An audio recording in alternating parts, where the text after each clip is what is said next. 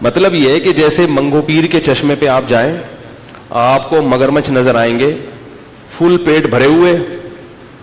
لوگوں نے منتیں مانی ہوتی ہیں, منتیں کہ کوئی کام ہو گیا تو ان کے جو بابے ہیں نا روحانی, انہوں نے کہا ہوتا ہے کہ منگو پیر پہ جو مگرمچھ ہیں وہ پتہ نہیں فلاں بزرگ کے چھوڑے ہوئے مگرمچھ ہیں, ان کو اتنے کلو گوشت کھلاؤ تو یہ تمہاری منت کیا ہو جائے گی, پوری. تو لوگ اپنی منتیں پوری کرنے کے لیے کراچی میں, ادھر آواز گونج نہیں رہی کیا, سمجھ میں آ رہی؟ ایسا نہ ہو کہ پھر وہ گڑبڑ ہو. تو لوگ اپنی منتیں پوری کرنے کے لیے وہاں جاتے ہیں, ادھر جو چشمہ ہے کراچی میں, تو وہاں مگرمچھ کو ان کو کھلانا پڑتا ہے 1 پاؤ گوشت یا آدھا کلو گوشت, کیونکہ منت پوری کی ہوئی ہوتی ہے.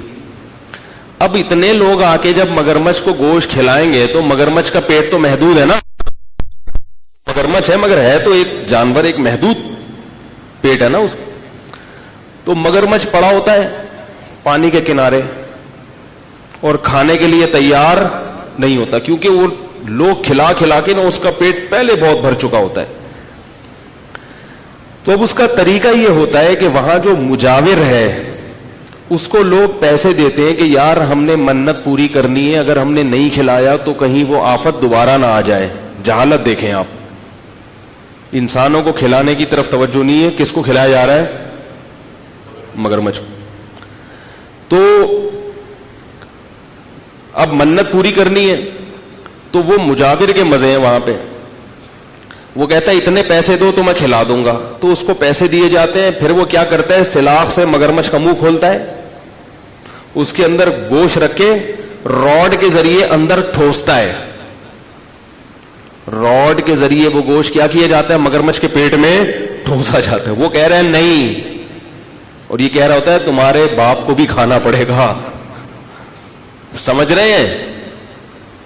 تو ہمارے ایک استاذ نے جب یہ منظر دیکھا, انہوں نے کہا کہ یہ جو ہم نے سنا ہے نا, اللہ جب کسی کو رزق دیتا ہے چھپڑ پھاڑ, تو منگو پیر کے مگرمچھ کو ہم نے دیکھا کہ رزق ان کو کیسے مل رہا ہے, چھپڑ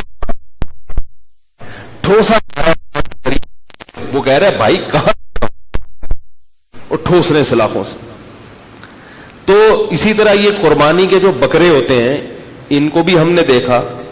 سوراب گوٹ پہ کراچی میں ہم گئے بکرے دیکھنے کے لیے, تو ایک بکرے کو بڑے وی آئی پی طریقے سے صوفوں پہ بٹھایا ہوا ہے.